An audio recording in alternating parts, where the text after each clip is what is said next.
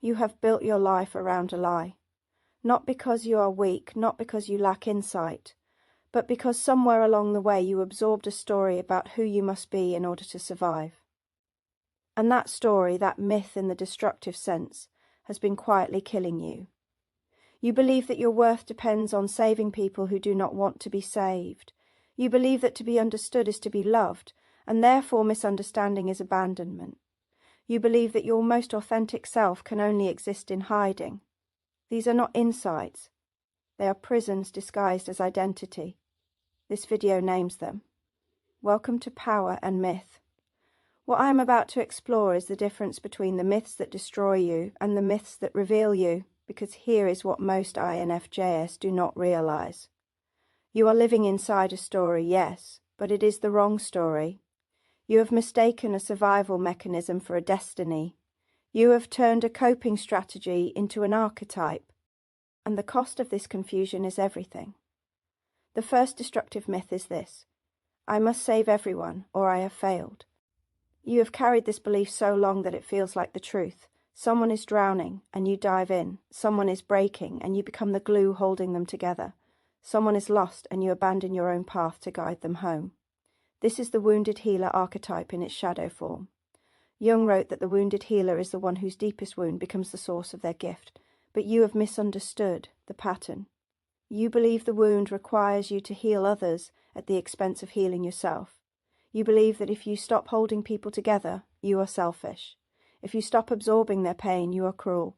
So you keep going, you keep diving in, and you wonder why you are perpetually exhausted, why your own wounds never close, why the people you save never seem to become whole.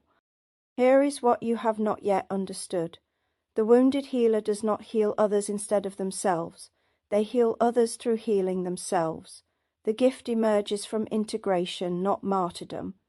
When you make your healing contingent on their healing, you are not living the archetype, you are living its distortion. And that distortion is killing you. The second destructive myth runs even deeper. If I am not understood, I am alone. You have felt this your entire life. The sense that no one truly sees you, that every conversation is a translation from a language only you speak, and so you perform. You shapeshift. You become what the room needs you to be, because at least then you are connected, at least then you are not abandoned. This is the shapeshifter's burden. But somewhere along the way you confuse being seen with being understood. You told yourself that if someone does not comprehend the full complexity of your inner world, the relationship is false. And so you rejected connection after connection, waiting for the person who would finally, completely, totally understand. But here is the unbearable truth. No one will ever fully understand you, not because you are too complex, though you are complex, not because others are too shallow, though some are. But understanding is not the foundation of connection. Presence is. Jung spoke of individuation as the work of becoming whole, and part of that work is accepting that you will always carry within yourself parts that remain untranslatable. The loneliness you feel is not because you are misunderstood. It is because you have made understanding a prerequisite for intimacy, and in doing so you have exiled yourself. The third myth is quieter but no less corrosive. My value comes from being needed. You know this one intimately.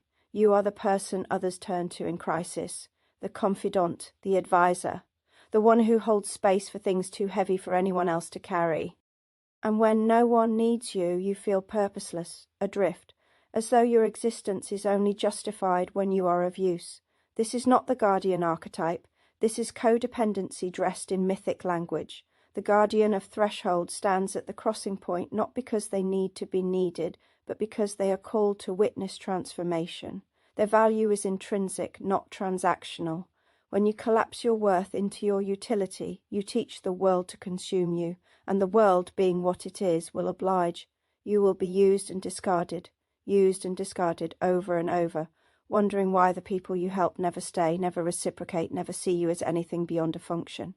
It is because you taught them to. And until you separate your being from your doing, you will remain trapped in this cycle. Now we arrive at the question that makes all of this unbearable. Why do these myths persist? Why, when you can see the pattern so clearly in others, can you not dislodge it in yourself? The answer is both simpler and more devastating than you might expect. These myths persist because they once kept you safe. At some point in your history, believing you had to save everyone meant someone might save you. Believing you had to be understood meant you would not be erased. Believing your value came from being needed meant you would not be abandoned. These were not lies when you first adopted them. They were survival strategies in an environment that could not hold your depth. The child who intuited too much, who felt too deeply, who perceived patterns no one else could see, learned to make themselves useful, learned to translate their strangeness into service, learned that if they could not be loved for who they were, they could at least be needed for what they provided, and it worked for a time. But you are no longer that child, and the myths that protected you then are now the bars of your cage. Here is where Jungian psychology becomes essential. Jung understood that we do not simply outgrow our wounds, we integrate them. The shadow, the disowned parts of the self, must be brought into consciousness, not to be destroyed but to be transformed. Your compulsion to save is not inherently destructive. It becomes destructive when it is unconscious, when you cannot choose it, when it chooses you. Your longing to be understood is not a weakness. It becomes a weakness when it prevents you from accepting a connection that is partial, imperfect, and human. Your capacity to be of service is not codependency. It becomes codependency when you cannot say no, when you cannot rest, when you have forgotten that you are valuable simply for existing. The work, then, is not to reject these patterns. It is to reclaim them consciously. Ask yourself, in each moment, am I acting from the archetype or from its shadow? Am I the wounded healer who transforms pain through integration, or am I the martyr who believes suffering is virtue? Am I the shapeshifter who moves between worlds with intention, or am I the one who has forgotten their original face? Am I the guardian who serves because they are called, or am I the servant who has mistaken depletion for purpose? This distinction, this capacity to see the difference between true myth and false belief, is what transforms everything, because the truth is this: you are living inside a myth, you always have been. But it is not the myth of the perpetual saviour, the eternally misunderstood, the one whose worth is contingent on utility. Those are distortions, survival narratives you absorbed when you did not yet have the language to name what was happening to you. The true myth, the one you are actually living, whether you know it or not, is the myth of individuation. The seeker who wanders not because they are lost, but because they know a rival exists. The hermit who withdraws not from fear, but to find what others need. The wounded healer who transforms suffering into medicine, not through self-sacrifice but through self-knowledge. These are the myths that reveal. These are the patterns that, when lived consciously, elevate rather than diminish. And the extraordinary thing, the thing that changes everything, is that you get to choose, not whether you are in a myth.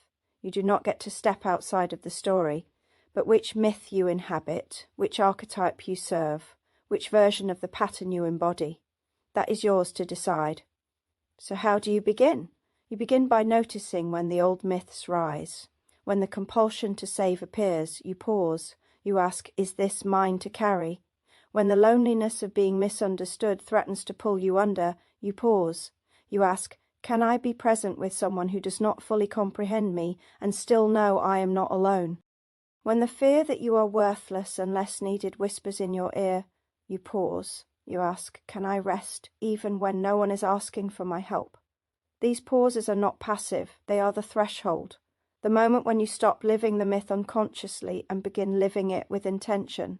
And over time, through 1,000 small choices, you trade the myths that destroy for the myths that illuminate. You stop being the martyr and become the healer. You stop performing and become present. You stop waiting to be needed and start choosing where to offer your gift. This is the work, and it is lifelong. But it is also the only work that matters. If this video names something you've been carrying in silence, I need to know which myth you recognized in yourself. Was it the saviour, the misunderstood, the one whose value depends on being needed? Tell me in the comments. And if you want to continue this work, if you want to explore the territory where INFJs come to be named rather than categorized, subscribe. This is Power and Myth. You are not broken, you are not too much, you are living the wrong story. And that story can be rewritten. Until next time, find your power, know your myth.